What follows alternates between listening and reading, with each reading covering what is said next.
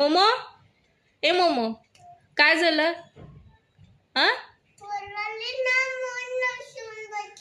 कोण पाहिजे मग तुला? बाबू पाहिजे? कुठे आहे बाबू? कशाला पाहिजे तुला बाबू? पण तुला बाबू कशाला पाहिजे? खेळायला?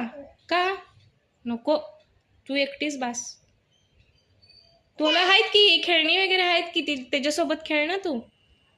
तुझ्यासोबत खेळ ना, खेळणी आहेत की तुझी, त्याच्यासोबत खेळ. हा,